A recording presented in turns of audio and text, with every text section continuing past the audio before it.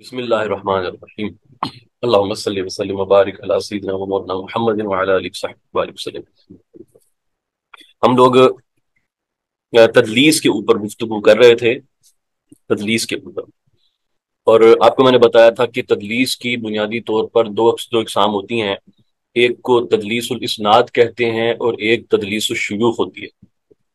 جو تدلیس الاسناد ہے اس کا تعلق سیغے کے ساتھ ہوتا ہے کہ راوی کیا کہہ کے روایت کر رہا ہے، راوی کچھ اس طرح کے سیغے استعمال کر دیتا ہے جس کے اندر یہ احتمال رہتا ہے، یا یہ کہنا چاہیے کہ صراحت نہیں ہوتی کہ اس نے سماع خود کیا ہے کہ نہیں کیا۔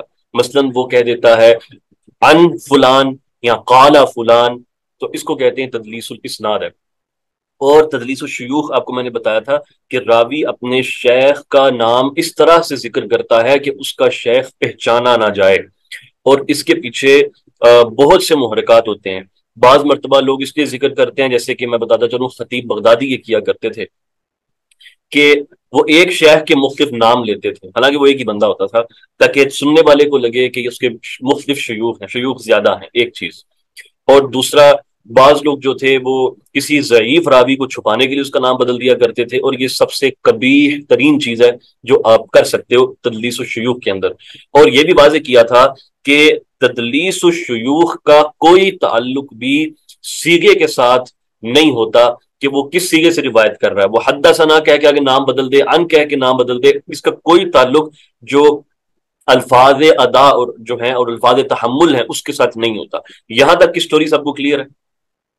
پھر اس کے اوپر حافظ آبی کے اس کے اوپر بھی قول پہ ہم نے کلام کیا تھا کہ حافظ آبی نے جب یہ کہا کہ کوئی شخص اگر اس مقام پر حدث کا استعمال کرے یا حد یا سماع کا کوئی صیغہ استعمال کرے جہاں پر اس کا سماع نہیں ہے تو وہ کذاب ہے، تو اس کے اوپر ہم نے کہا تھا کہ ہر جگہ یہ بات نہیں ہے، اور آپ کو میں نے 2-3 ایگزامپلز بھی میں نے اس کی دی تھی کہ کس طرح سے حدث کا جو استعمال ہے وہ عرب کے اندر، خود عربی زبان کے اندر اس مقام پر استعمال ہوتا ہے جہاں تک کوئی بات پہنچی ہو اگرچہ بندے نے خود نہ سنی ہو، جیسے وہ دجال والی حدیث آپ کو میں نے بتائی تھی، اور پھر یہ کہ سیدنا عمر فاروق رضی اللہ عنہ کا اقوال آپ سے میں نے ذکر کیے تھے، وہ بھی کلیئر ہے۔ گڈ، چلیں اب جو ہم ڈسکشن کرنے جا رہے ہیں نا، اس کو بڑا کان کھول کے سننا ہے آپ لوگوں نے، کہ وہ چیز ہے کہ اس سے ہم پچھلے 700 سال کا جو ٹریڈیشن حافظ ابن حجر اسقلانی کے بعد جو آ رہا ہے ہم اس کو چیلنج کر رہے ہیں، ٹھیک ہے؟ اور اس کی وجہ سے اتنے بڑے جو ہے وہ جو حدیث کی کرٹیسزم کے جو فریم ورکس ہیں نا وہ ہلیں گے ہماری آج کی گفتگو سے، اور آپ نے بہت چیزوں کو بڑا کھلے ذہن سے سمجھنا ہے، سوچنا ہے کہ ادھر ہوا کیا ہے۔ سب سے پہلے آپ نے یہ چیز بالکل اپنے ذہن میں واضح رکھنی ہے کہ حافظ ابن حجر اسقلانی رحمۃ اللہ علیہ نے یہ اٹیمپٹ کی، اب ان کی نیت کے اوپر تو ہم شک نہیں کرتے، لیکن انہوں نے یہ اٹیمپٹ کی کہ انہوں نے کیا کیا کہ اصطلاحات جو متقدمین کے ہاں رائج تھیں ان کو چند خاص معنی کے ساتھ محدود کر دیا، یا پھر ان کو اس مقام پر اٹھا کر لے گئے جہاں پر متقدمین اس کو استعمال ہی نہیں کرتے۔ یہاں تک کی سٹوری تو آپ کو ابھی تک کلیئر ہے نا، کہ ابن حجر اسقلانی رحمۃ اللہ علیہ نے یہ کام کیا ہے۔ اب حافظ ابن حجر اسقلانی رحمۃ اللہ علیہ کے بعد جو ٹریڈیشن ہے وہ آدمی اتنا بڑا تھا کہ ہر بندے نے اس کے ٹریڈیشن کو اٹھایا، اس کے ٹریڈیشن کو فالو کیا، لیکن وہاں سے نقصان یہ ہوا ہے کہ متقدمین کے کلام کو سمجھنے کے لیے ہمیں جو صحیح راہ چاہیے تھی وہ کہیں گم ہو گئی۔ اس کی میں آپ کو مثال دیتا ہوں، اور میں نے کتنی مثال شاذ کے مسئلے پہ آپ کو میں نے پہلے کلیئر کر دیا، لیکن ایک اور ایگزامپل آپ کو میں دیتا ہوں۔ شاذ کے مقابلے میں کیا لفظ استعمال ہوتا ہے؟ ہم کہتے ہیں شاذ کے مقابلے میں روایت محفوظ ہوتی ہے، منکر کے مقابلے میں جو روایت ہوتی ہے وہ معروف ہوتی ہے۔ یہ آپ نے نخبۃ الفکر کے اندر یہ تعریف حافظ ابن حجر کی پڑھ لی کہ انہوں نے اس طرح معرف کیا اس کو، رائٹ؟ لیکن آپ کو بتاتا چلوں کہ ارلی محدثین کے ہاں یہ تفریق پائی ہی نہیں جاتی تھی، وہ معروف بمعنی محفوظ استعمال کرتے تھے، محفوظ بمعنی معروف استعمال کرتے تھے، بلکہ وہ ایک ہی جملے میں دونوں لفظ استعمال کر جاتے تھے کہ کہتے تھے کہ یہ حدیث محفوظ معروف ہے یا معروف محفوظ ہے، یہ دونوں آپ کو کلام ملتے ہیں ان کے اندر دونوں۔ اور وہ حدیث محفوظ کو فقط اس لیے اس شاذ کے مقابلے میں استعمال نہیں کرتے تھے کہ وہ جو شاذ کے مقابلے میں کہ وہ محفوظ ہوگی، نہیں، بلکہ ہر وہ روایت جو ذوق سے محفوظ ہو اس کے بارے میں وہ کہتے تھے یہ روایت محفوظ ہے۔ لیکن حافظ نے اس کا ایک معنی خاص متعین کر دیا کہ نہیں بس ہم اس کو اس لیے استعمال کریں گے. اس سے جو نا فریم ورک پورے کے پورے بدل گئے, بالکل پورے کے پورے فریم ورک بدل. یہ بالکل ایسے ہوا ہے کیونکہ آپ لوگ ماشاءاللہ آپ لوگوں نے فقہ اچھی پڑھ رکھی ہے, ٹھیک ہے, میں سمجھتا ہوں آپ الہدایہ پڑھی, المرغنانی کی الہدایہ پڑھ رکھی ہے آپ لوگوں نے, چاہے پوری نہ پڑھی ہو لیکن سلیکٹڈ پورشنز پڑھیں. اب الہدایہ کے اندر, ٹھیک ہے, فرض کریں آج کوئی ایک آدمی آئے اور وہ کیا کرے, وہ کہے آج سے واجب کا نام فرض ہے, فرض کا نام نفل ہے, نفل کا نام سنت ہے, اور سنت کا نام فرض ہے. چلیں اب دوبارہ سے فقہ پڑھنا شروع کر دیں. اب آپ یہ اصطلاحات لے کے اب آپ جائیں اور پیچھے آپ جساس کو پڑھیں, طحاوی کو پڑھیں, آپ کرخی کو پڑھیں گے, آپ محمد بن حسن شیبانی کو پڑھیں گے, ابو یوسف کو پڑھیں گے, آپ کہیں آپ ایک نئی انڈرسٹینڈنگ لے کر آپ آ جائیں گے. اور اگر میں آپ سے کہوں کہ یار یہ ایسے غلط ہوا ہے, ایسا نہیں کرنا چاہیے, تو آپ پھر میرے اوپر تلوار لے کے چڑھ جائیں گے, تمہیں زیادہ پتہ. یو انڈرسٹینڈ, اس لیول کی جو ہے نا یہاں پر جو ہے نا وہ اختلاط ہوا ہے جو ہونا نہیں چاہیے تھا, اس لیول کا. اس سے ہوا کیا ہے کہ یعنی ایک بالکل نا اسٹریم ہی بدل گئی ہے, اسٹریم ہی بدل گئی ہے, اسٹریم بالکل آل ٹوگیدر. اوکے, کہ جو متقدمین کے ہاں جو حدیثیں صحیح تھیں وہ ہمارے ہاں ضعیف ہو گئیں, جو ان کے ہاں ضعیف تھیں وہ ہمارے ہاں جا کے صحیح ہو گئی ہیں. یہ کوئی نقد کا کوئی منہج نہیں ہے, یہ کوئی بڑی کوئی کمال کی چیز نہیں کر دی ان لوگوں نے. Do you understand? اور پھر حافظ بن حجر الاسقلانی رحمۃ اللہ علیہ, ان میں تعصب تھا شافعیہ, اپنے مذہب شافعی کو لے کے وہ جو اصطلاحات اٹھاتے تھے اس کو جو ہے نا وہ مذہب شافعیہ کے اوپر وہ ڈیل کرتے جاتے تھے. یہاں تک کہ ملا علی قاری نے اور قاسم بن قطب حنفی, ان دو احناف نے اس کو کلیریفائی کرنے کی کوشش کی, پھر بعد میں اس کی شروحات لکھ کے. چلے جب یہ چیز سمجھ آ گئی, اب آپ کو میں بتاتا چلوں تدلیس التسویہ, یعنی تدلیس التسویہ اس کی تعریف جیسے میں لاسٹ ٹائم کر دی تھی, میں دوبارہ کر دیتا ہوں. تدلیس التسویہ اس تدلیس کو کہتے ہیں کہ جس کے اندر راوی فقط اپنے شیخ کا نام نہ چھپائے بلکہ وہ پوری سند میں کہیں پر بھی نام گرا سکتا ہے. آج کے زمانے میں تدلیس التسویہ کے اوپر جو لوگ گفتگو کرتے ہیں وہ کہتے ہیں تدلیس التسویہ کی شرط یہ ہے, اس کا حکم یہ ہے کہ تدلیس التسویہ کرنے والا راوی جب تک پوری سند کے اندر اپنے سماع کی تصریح نہیں کرے گا ہم اس کی روایت نہیں لیں گے. یہ سٹینڈرڈ حکم ہے جو آج کل لوگوں نے بنا رکھا ہے, اور یہ حکم لگانے والا پہلا آدمی حافظ بن حجر الاسقلانی ہے. اور ابن حجر اسقلانی کے بعد دوسرا آدمی جس نے اس کی تائید کی ہے وہ ہے امیر صنعانی. یہ لکھ لیں میری بات, امیر صنعانی. بس یہ دو لوگ ہیں, یہ دو لوگ. جبکہ آپ کو میں نے کیا بتایا تھا کہ اس سے متعلقہ صحیح قول یہ ہے کہ تدلیس و تسویہ کرنے والا تدلیس اور اصلاحات کرنے والے کے حکم میں ہے, وہ بس اپنے شیخ سے روایت کرنے پر جب وہ سماع کی تصریح کر دے گا معاملہ سارٹ آؤٹ ہو جائے گا. پوری سند میں ہمیں سماع کی تصریح نہیں چاہیے. حاکم نشا پوری سے لے کر 405 ہجری اس کا وصال ہوا ہے, حافظ سیوطی تک 911 ہجری. اس دوران جو جو متن لکھے گئے ہیں چاہے ابن صلاح کا ہو یا پھر ابن ملقن کا ہو یا وہ حافظ ضیاء الدین عراقی کی کتب ہوں, خود حافظ سیوطی کی کتب ہوں, یہ ساری کتب جو اصول حدیث کی ہیں آپ اٹھا کے چیک کر لیں, سوائے ابن حجر کے اور ان کی تائید کرتے ہوئے امیر صنعانی کے, یہ موقف کسی نے اختیار نہیں کیا کہ تدلیس التسویہ پہ ہمیں تمام سند کے اوپر جو ہے وہ سماع کی تصریح چاہیے ہوتی, کسی نے اختیار نہیں کی. یہ نقطہ لکھیں خاص, سمجھ آ گیا؟ اس سے نقصان کیا ہوا؟ نقصان یہ ہوا کہ وہ راوی جن کے اوپر تہمت تھی تدلیس و تسویہ کی, یا جو تدلیس و تسویہ کے ساتھ موصوف تھے, ان سے متعلق آج کے زمانے میں یہ کلیم کر دیا گیا کہ جب تک یہ پوری سند کے اندر سماع کی تصریح نہیں کریں گے ہم ان کی روایتوں کو ضعیف مانیں گے. انا للہ و انا الیہ راجعون. اس کی وجہ سے کتنی ایسی صحیح روایات ہیں ان کو ضعیف ڈکلیئر کیا گیا. کیا آفت پڑی ہمارے اوپر ہی. اگر اپنے شیخ سے روایت کر دینے بیان کر دے کہ وہ تصریح کر دے بس دیٹس انف. جس طرح کہ بقیہ بن ولید, اس کے بارے میں سب سے بہترین قول جو امام ابو داود کا ہے, اور کہ اذا قال حدثنا فهو ثقہ, اگر وہ حدثنا کہہ رہا ہے یعنی اپنے شیخ سے روایت کرنے میں, اس کے بعد وہ ثقہ ہے. آپ آخر تک نہیں نچوڑیں گے اس کی روایت, ٹھیک ہے. جو ہماری جو میں نے بتائی تھی اس میں بقیہ بن ولید کی سند تھی اور اس کے اندر یہ مسئلہ موجود تھا کہ ایک مقام پر سماع کی تصریح پر نہیں ہوتی تھی. ٹھیک ہے, are we clear about this point?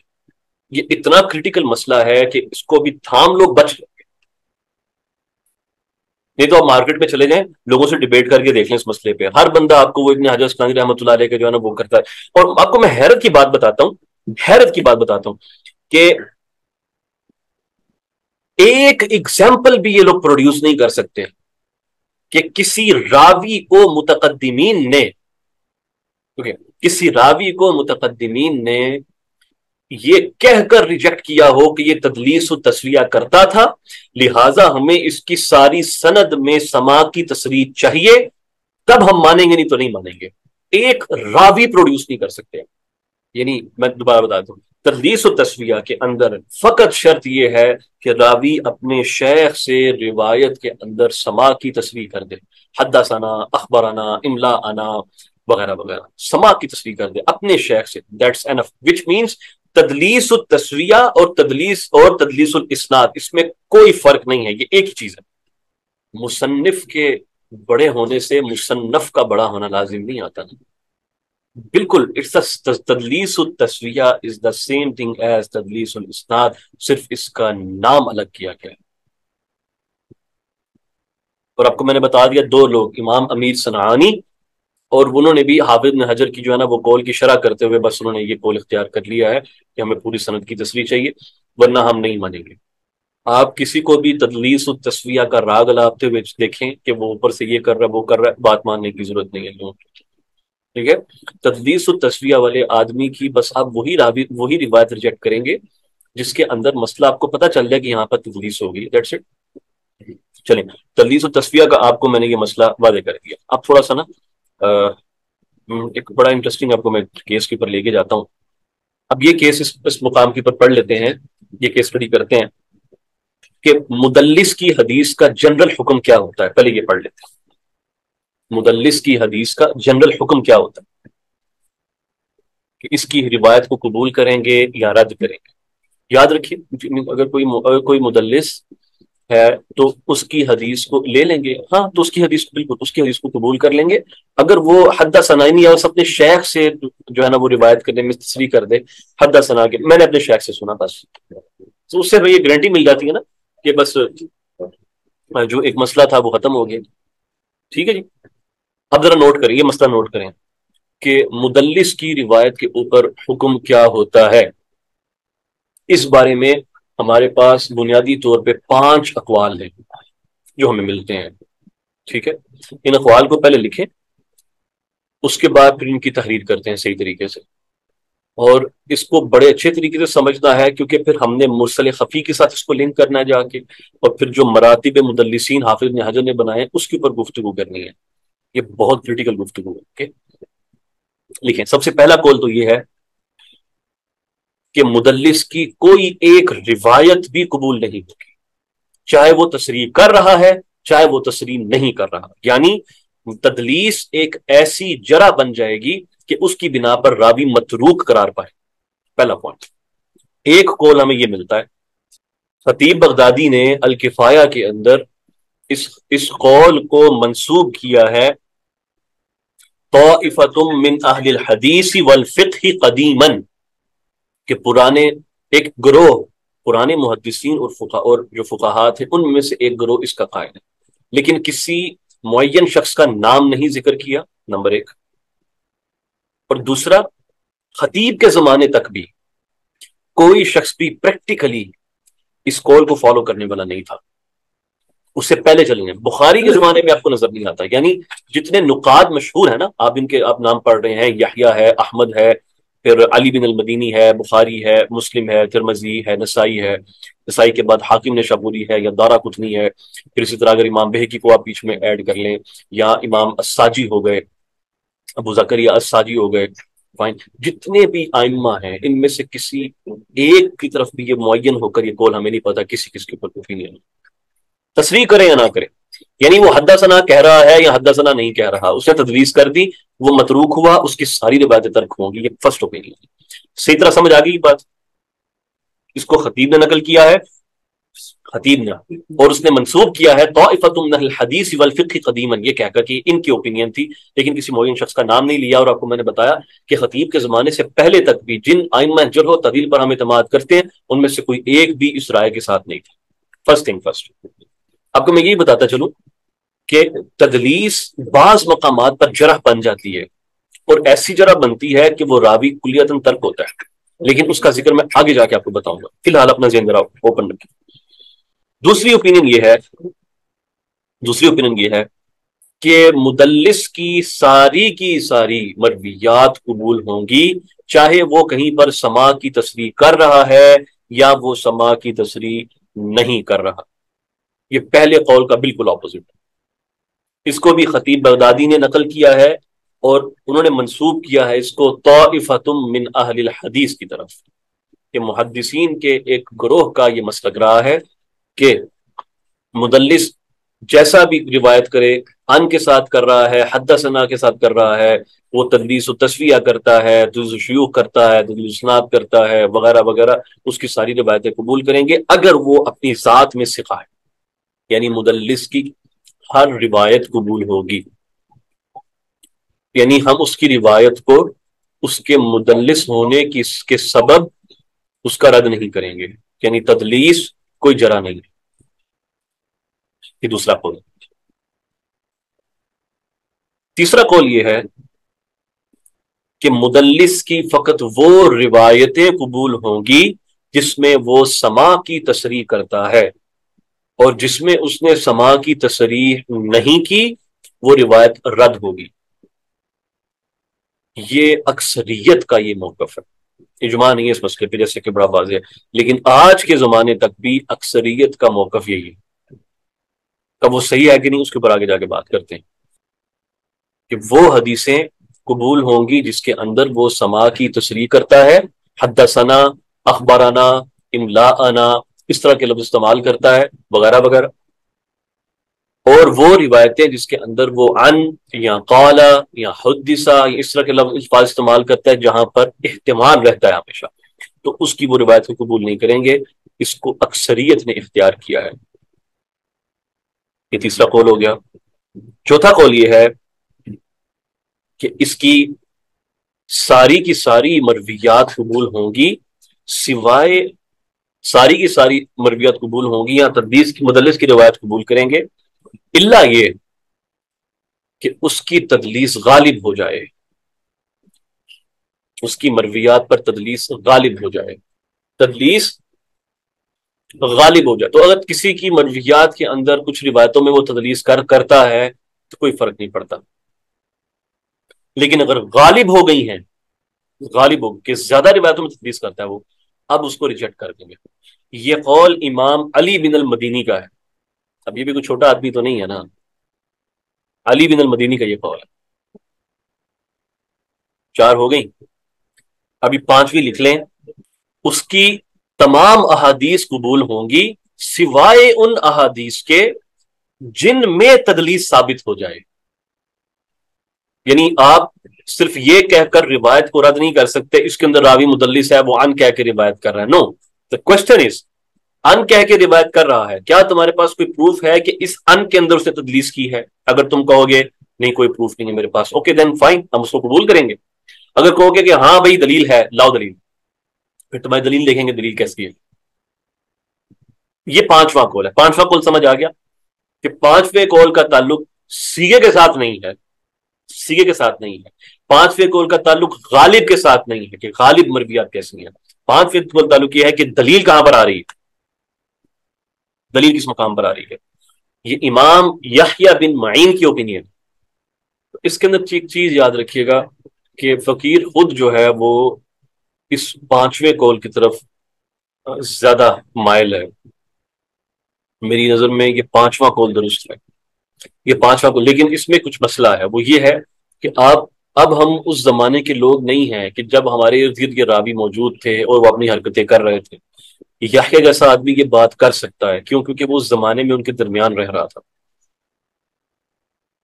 اس جیسی معرفت ہمارے پاس نہیں پہنچی، تو لہٰذا جو پہلا قول ہے وہ تو ریجیکٹڈ ہے، دوسرا قول بھی ریجیکٹڈ ہے. اصلاً جو اقوال ہے نا وہ ان تینوں کے درمیان چلتے ہیں. جو تیسرا، چوتھا اور جو پانچواں قول ہے نا، اصلاً یہ چیز ہوتی ہے جو ڈیسائیڈ کرتی ہے کہ آپ نے کرنا کیا ہے راوی کے ساتھ.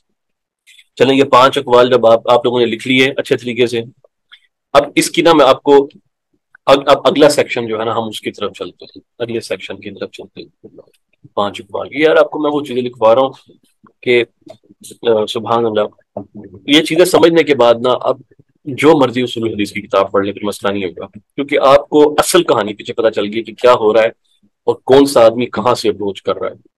چلیں اگلا اگلا موضوع ہے وہ لکھیں، اور اس کا پھر ربط بنے گا ان 5 ویوز کے ساتھ جو آپ کو میں نے بتایا نا کہ اس میں سے یہ 3 ویوز ہیں، 3 ویوز جو آخری ہیں یہی ہیں جو مختلف مقامات پہ اپلائی ہوتے ہیں. کیا اس کا نام یہ ہوگا کہ مدلس کی وہ روایات جس میں سماع کی تصریح نہ ہو ان کو بھی قبول کیا جاتا ہے ان کیسز کے اندر. یعنی ان کیسز میں تو قبول ہوتی ہی ہوتی ہے. میں آپ کو کیس لکھواتا ہوں کتنا. پہلا نقطہ، اگر مدلس فقط ثقات سے تدلیس کرتا ہے نا، فقط ثقات سے، تو اس کی تدلیس نقصان نہیں دیتی، وہ عن سے روایت کرے یا نہ کرے. اس کی اگزامپل ہے سفیان ابن عیینہ. تو پہلا کال تو یہ ہے، پہلا کال کا پہلا سینیریو، پہلی کنڈیشن یہ ہے، اگر ایک ایسا آدمی ہے جو فقط ثقات سے ہی تدلیس کرتا ہے، اس نے کوئی ثقہ کا انعام چھپایا آپ کو پتا ہے، تو اس کی تدلیس کو مان لینے میں کوئی مسئلہ ہی نہیں ہوتا. مثال کے طور پہ سفیان ابن عیینہ. دوسرا، اگر ایک شخص ایسا ہے کہ اس کی تدلیس قلیل ہے یا نادر ہے، نادر، اور یہ بہت امپورٹنٹ لگتا ہے بھائی، اس کی بھی کوئی مسئلہ نہیں ہوتا، آپ روایتیں قبول کر. قلیل التدلیس ہے یا بالکل نادر تدلیس کرتا ہے. اس کی مثال ہے سفیان ثوری. سفیان ثوری کی ان والی روایات قبول ہوتی ہیں، اور بعض متاخرین کی طرف سے سفیان ثوری کے اوپر جو شدت کی گئی ہے نا، مدلس یہ وہ نا، یہ مسئلے کو صحیح طرح لوگوں نے سمجھا نہیں ہے. اور چونکہ سفیان ثوری سے ہماری ترک رفع الیدین عند الرکوع کی جو روایتیں ہیں وہ آتی ہے نا، تو وہاں پر وہ عن کہہ کے روایت کر رہا ہوتا ہے، تو ان کو ایک بہانہ ملا ہوا ہے. سفیان ثوری اب مدلس ہے، عن کہہ کے روایت کر رہا ہے، تو لہذا روایت ضعیف ہوگی، یہ ہوگا وہ ہوگا. تو سفیان ثوری ان لوگوں میں سے تھے جو نادر تدلیس کیا کرتے تھے، ان کی عن کی روایتیں کو نقصان نہیں دیتی. لیکن سمجھ آ گیا. دوسرا بھی میں آپ کو پھر بتا رہا ہوں، میں یہ حنفی ہونے کی وجہ سے بات نہیں کر رہا سفیان ثوری کی سپورٹ میں، نو نو نو، بالکل. اور آپ کو پتا ہے کہ آئی ڈونٹ کیئر میرا کیا مذہب ہے، I don't care when it comes to حدیث. جو بات ہے وہ ہے سیدھی سیدھی کہ ایسا شخص ہو کہ وہ جب تدلیس کرتا ہے تو بعد میں بتا بھی دیتا ہے کہ میں نے یار فلاں راوی کا نام چھپایا تھا. ایسے راوی تھے ایک، تو تدلیس کرتا ہے تو وہ بتا دیتے ہیں کہ کس کا نام تھا، اور وہ اکثر ثقات بھی ہوتے ہیں. سفیان ابن عیینہ کی ہر روایت قبول ہے. سفیان ابن، دیکھیں آپ نے پلیز اچھا کیا سوال کر لیا. جب ہم یہ بات کر رہے ہیں نا کہ اس کی ہر روایت، ایسا نہیں ہے کہ اس کی ہر روایت قبول ہے. پلیز مانا یہ ہے کہ ہم تدلیس کی تہمت لگا کے اس کی روایت رد نہیں کریں گے. یہ نہیں کہہ رہے کہ ہر روایت قبول ہے، ہم کہہ رہے ہیں کہ تدلیس کو بنیاد بنا کر آپ اس کی روایتوں کا انکار نہیں کریں گے. کوئی اور بہانہ یا بہانہ کا جرا جو واقعی بنتی ہے وہ بنائیں، لیکن تدلیس کا مسئلہ نہیں اس میں ہوگا. بات سمجھ آئیے؟ یہ بہت اہم نقطہ ہے. ہاں اچھا کیا آپ نے کوشچن کر لیے، ویری امپورٹنٹ ٹو انڈرسٹینڈ. یہ دو الگ الگ چیزیں ہیں. جب ہم راویوں کے اوپر اس اعتبار سے بات کر رہے ہوتے ہیں تو صرف یہ بتا رہے ہوتے ہیں کہ ان کی روایتوں کو یہ کہہ کر رد نہیں کیا جائے گا. ان میں کوئی اور مسئلہ مسائل ہے تو ٹھیک ہے، وہ لے آؤ، لیکن یہ علت نہیں ہوگی. تو تیسرا نقطہ آپ کو میں نے لکھوا دیا کہ ایسا راوی ہوتا ہے وہ تدلیس کرتا ہے لیکن بعد میں اس کو واضح بھی کر دیتا ہے. اس سے بھی کوئی مسئلہ نہیں ہوتا، آپ اس کی تدلیس کی روایت کو قبول کر سکتے ہیں. قبول سے مراد اب یہ نہیں ہے کہ میں اس کو صحیح کہہ رہا ہوں. فار ایگزامپل جب اس نے بعد میں کھول دیا کہ روایت ضعیف ہے تو مانا یہ ہوا کہ میں اس کے اوپر تدلیس کی تہمت لگا کے اس کی روایت رد نہیں کروں گا، بلکہ دیکھوں گا چلو سند پوری بتا دی، اوکے سند پوری آ گئی، اب میں دیکھوں راوی کیسے ہیں، یہ ضعیف آ گیا، اب روایت ضعیف ہے، یہ صحیح ہے روایت صحیح. ہاں کیس نمبر 3 یہ ہے کیس نمبر 3 یہ ہے کہ اگر ایک آدمی سے متعلق یہ چیز نون ہو کہ جب وہ تدلیس کرتا ہے تو بعد میں واضح بھی کر دیتا ہے کہ میں نے فلاں جگہ تدلیس کی تھی، کہ یہ میں نے فلاں سند آپ کو بھی سنائی ہے، اس کے اندر یا کل آپ کو میں نے سنائی تھی، اس کے اندر یہ راوی اس طرح۔ اچھا آگے سنیے، جو چوتھا قول ہے وہ یہ ہے کہ اگر مدلس سے کوئی ایسا شخص روایت کرتا ہو، مدلس سے کوئی ایسا شخص روایت کرتا ہو جو اس کی تدلیس کو کفایت کر جائے، یعنی اس کی تدلیس کی ٹیک کیئر کر لے اور بتا دے کہ جو میرے پاس ہے وہ تدلیس سے پاک ہے، میں نے اس مدلس کی روایتوں کی چھانٹی کر لی ہے، ڈونٹ وری، مجھے پتا ہے اس کے اندر کیا مسئلہ کیا نہیں ہے، میں تمہیں بس وہ سنا رہا ہوں جو اس کی ٹھیک روایت ہے۔ تو آپ اس آدمی سے ان مدلسین کی روایتوں کو قبول کر لو گے۔ اس کی مثال آپ کو میں دیتا ہوں، امام شعبہ ہی یوزڈ ٹو سے دس، ٹھیک ہے، کہ کہتے ہیں میں نے 3 لوگوں کی تدلیس کے متعلق میں ٹیک کیئر کر لیا، سو ڈونٹ وری، ٹھیک ہے۔ آمش کی، ابو اسحاق کی اور قتادہ کی، وہی 3 نام لیا کرتے تھے شعبہ۔ یعنی میں دوبارہ بتا، چوتھا نقطہ یہ ہے کہ اگر مدلس سے کوئی ایسا شخص روایت کر رہا ہے کہ جو مدلس کی روایتوں کو اچھی طرح پہچانتا ہے اور تدلیس والی مرویات کو وہ سائڈ پہ کر کے صرف وہ روایت کرتا ہے جو ٹھیک ہوتی ہے اس کی، تو ایسے شخص سے آپ روایتوں کو قبول کر لیں گے اس مدلس کی۔ مثلا ابھی مان لیں آمش ایک مدلس ہے، ابو اسحاق ایک مدلس ہے، قتادہ ایک مدلس ہے، یہ 3 مدلس ہیں۔ شعبہ کہتے ہیں، وہ ان تینوں سے پڑھے نا، شعبہ کہتے ہیں کہ میں ان تینوں کی، تم تدلیس کو میں کافی کفیتکم، ٹھیک ہے، یہ اس کے الفاظ ہیں، I have taken care it for you people, میں نے، ٹھیک ہے نا، ان تینوں کی تدلیس، ڈونٹ وری۔ یعنی جب شعبہ آمش سے روایت کرے یا شعبہ قتادہ سے روایت کرے یا شعبہ ابو اسحاق سے روایت کرے، تدلیس کا اس میں شبہ نہیں رہتا ہمیں، کیونکہ شعبہ کہتا ہے ڈونٹ وری، میں نے ٹیک کیئر کر لیا اس کی۔ یہ بات سمجھ آئی؟ اب یہاں پر ایک جاہل آ جائے اور وہ کہے دیکھیں جی یہ قتادہ ہے، شعبہ ان قتادہ ان حسن ان الحسن، تو یہ جو ہے قتادہ اس کے اندر مدلس ہیں اور وہ یہ ہے اور وہ ہے، مدلس کی روایت ہوتی ہے، اس کو یہ بریکہ نہیں پتا نا کہ یہاں پر قتادہ سے روایت کرنے والا شعبہ ہے، اگرچہ قتادہ کا معاملہ اور ہے، وہ تدلیس نہیں کرتے تھے، وہ مرسل خفی ہوتی تھی ان کی روایت، وہ آگے جا کے بتاتا ہوں آپ۔ ایگزیکٹلی شعبہ کو پتا ہے کہ آمش کس روایت میں تدلیس کر رہا ہے، اس لیے وہ ان روایتوں کو سے سائڈ پہ کرتی ہے۔ تو دا تھنگ از، جب شعبہ روایت کرے گا نا آمش سے، ابو اسحاق سے اور قتادہ سے، you don't have to worry, مان لو وہ روایت لے لو اس کے اوپر، تدلیس کا مسئلہ نہیں ہے اس کے اندر کم سے کم۔ پانچواں قول لکھیں کہ اگر یہ معلوم ہو کہ یہ جو مدلس ہے یہ خاص شیوخ سے مرویات میں تدلیس کرتا ہے، تو ایسے مدلس کی روایتوں کو جو باقی شیوخ سے وہ جو نقل کرتا ہے وہ قبول کر لیں گے، اور وہ جو خاص شیوخ والی ہیں وہ ذرا ہمارے رڈار میں رہیں گی۔ ایک آدمی ہے، فرض کرو وہ اپنے 2 شیوخ کی روایتوں کے تدلیس کرتا ہے، تو ان 2 کو چھوڑ دیں، اس کے اندر سما کی تصریح مانگے کے خاص سما کی تصریح کرے گا تو لے لیں گے وغیرہ وغیرہ، لیکن باقیوں سے جب وہ روایت کرے گا تو آپ اس کو قبول کریں گے۔ اس کی مثال آپ کو میں دیتا ہوں، جو زکریا بن ابی زائدہ تھے، راوی زکریا بن ابی زائدہ، یہ فقط شعبی کی روایات میں تدلیس کرتے تھے جب یہ شعبی سے روایت کرتے تھے، لیکن شعبی کے سوا جب جس کسی اور سے روایت کرتے تھے اس میں مسئلہ نہیں ہوتا تھا۔ زکریا بن زائدہ راوی کا نام ہے۔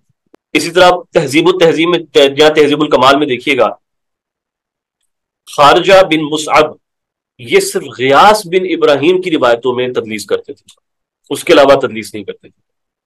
چھٹا نقطہ اس کا اپوزٹ ہے ایگزیکٹلی 5ویں نقطے کا، کہ راوی چند شیوخ میں تدلیس نہیں کرتا، باقیوں میں کرتا ہے، ٹھیک ہے، وہ چند شیوخ ان کی روایتوں میں تدلیس نہیں کرتا، اس کی وجہ ہو سکتی ہے فار ایگزامپل لازمہ ہو کے لفظ آتے ہیں کہ اس نے لمبی عمر جو ہے ان کی ملازمت اختیار کی ہوتی ہے، یعنی ان کے ساتھ اختیار کیا ہوتا ہے، تو ان کی روایتوں کو پہچانتا ہے اچھے طریقے سے، تو اس کی روایتوں کو متصل مانے۔ اس کی مثال ہے جب ابن جریج روایت کرتے ہیں نا عطا بن ابی رباح سے، اس کو ایسے مانتے ہیں ابن جریج جب عطا بن ابی رباح سے روایت کرتے ہیں یا پھر آمش جب ابو وائل یا ابو صالح سے روایت کرے.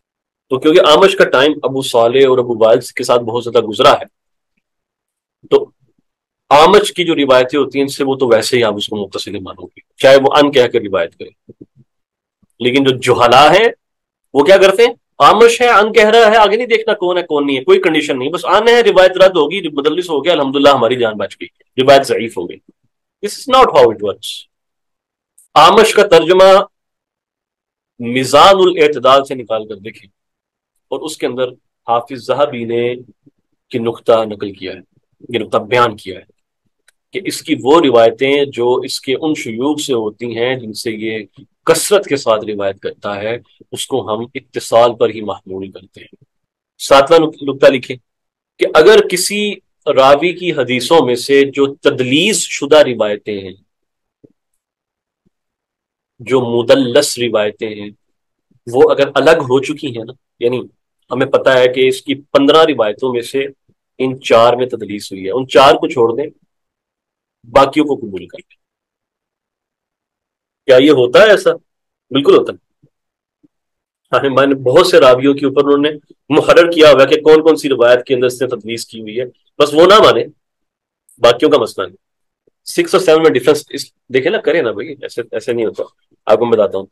پوائنٹ نمبر 5 اور پوائنٹ نمبر 6 کا تعلق، 5 اور 6 کا تعلق شیوخ کے ساتھ ہے، مرویات کے ساتھ نہیں ہے، شیوخ کے ساتھ ہے. ایک کیس یہ ہے کہ ہمیں ان شیوخ کا پتا ہے کہ ان سے تدلیس کرتا ہے، اوکے، باقیوں کو قبول کر لیں. دوسرا کیس یہ ہے کہ ہمیں ان شیوخ کا پتا ہے کہ ان سے تدلیس نہیں کرتا، اوکے، باقیوں کو رد کر دیں. اس کا تعلق شیوخ کے ساتھ ہے. جو 7واں پوائنٹ ہے نا، اس کا تعلق شیوخ کے ساتھ نہیں ہے بلکہ راوی کی مرویات کے ساتھ ہے. کہ ہمیں پتا ہے اس کی 4 روایتیں، 5 روایتیں ہمیں پتا ہے تدلیس کی ہے اس نے، 5 روایتوں میں 18 روایتیں ٹھیک ہے اس کی، اوکے، 18 قبول کرے، 5 رد کر دیں. اچھا، 8واں نقطہ لکھیں کہ اگر ہمیں مدلس سے کے متعلق پتا ہو، مدلس کے متعلق پتا ہو کہ یہ کس کا نام چھپاتا ہے، اور وہ بندہ بھی ہمیں پتا ہے کہ وہ جس کا نام چھپایا جا رہا ہے، تب بھی تدلیس کوئی مسئلہ نہیں ہوتا، کیونکہ آپ کو پتا ہے کس کا نام چھپا رہا ہے. یہ وہ بندہ سکھا ہے تو ٹھیک ہے، مسئلہ نہیں، ضعیف ہے تو آپ کو پتا ہے، رد کر دیں. ٹھیک ہے. تو اگر کسی مدلس کے بارے میں پتا ہو کہ وہ کہ وہ کس کا نام چھپاتا ہے، اور وہ نام، وہ بندہ بھی پتا ہو جس کا نام چھپایا جا رہا ہے، دیٹس اٹ، نو پرابلم، قبول کرو اس کو. اس کی اگزامپل آپ کو میں بڑی مشہور سند سے دیتا ہوں. جو حمید الطویل ہیں، جو انس کے شاگردوں میں، حمید نے اکثر روایات، وہ جو انس روایت کرتے ہیں نا، وہ ان کی انس سے انہوں نے سنی نہیں ہوتی، بلکہ انہوں نے وہ ثابت سے سنی ہوتی ہیں، ثابت البنانی سے، ثابت البنانی سے سنی ہوتی ہے. اب ثابت البنانی بھی دیکھو، ہمیں پتہ چل گیا، پہلی چیز تو ہمیں یہ پتہ چل گئی کہ جو حمید ہے تدلیس کر رہا ہے، اوکے. دوسرا، جو نام چھپا رہا ہے ہمیں وہ بھی پتا ہے کس کا نام چھپا رہا ہے، فائن، ثابت ہے. اور ثابت کون ہے؟ وہ ثقہ امام ہے، وہ انس کی روایات کے اندر اور بڑے کلوز اصحاب میں سے. آپ کو اکثر اسانی ثابت انس سے ملتی ہے، ان کی بڑی کلوزنس تھی آپس میں، اس پہ کوئی فرق نہیں پڑتا. سمجھ آ گیا؟ چلے، اللہ تعالیٰ سے دعا ہے کہ معاملات میں آسانی فرمائے. ایک کتاب ہے، آپ لوگوں نے اس کو دیکھ کر آنا ہے کائنڈلی. کتاب کا نام ہے تعریف اہل التقدیس، تعریف اہل التقدیس، جس کو طبقات المدلسین بھی کہتے ہیں. یہ حافظ ابن حجر کی کتاب ہے، مختصر سی کتاب ہے، کوئی مسئلہ نہیں ہے اس کے اندر. اس کا مقدمہ ریڈ کر کے آنا ہے آپ لوگوں نے، اور یہ دیکھیے انہوں نے مدلسین کو کیسے تقسیم کیا ہے، اور پھر ہم اس کے اوپر اگلی نشست میں گفتگو کریں گے کہ اس میں مسئلہ کیا ہوا ہے. وہ جو کتاب ہے طبقات المدلسین، یا یہ جو میں بتا رہا ہوں تعریف اہل التقدیس، یہ کتاب آج کے زمانے میں بیس مانی جاتی ہے تدلیس کا حکم لگانے کے اوپر اور راویوں کو ضعیف ڈکلیئر کرنے کے اوپر. تو اس کو دیکھ کر ہم اس پہ گفتگو کریں گے انشاءاللہ. بارک اللہ فیک. السلام علیکم ورحمۃ اللہ وبرکاتہ.